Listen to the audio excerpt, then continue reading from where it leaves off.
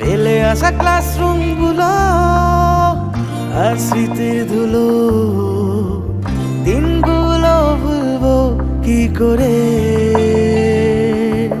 ক্যাম্পাসে বন্ধুদের ভিড়ে, আড্ডা ক্যান্টিনে, দিনগুলো ভুলবো কি করে?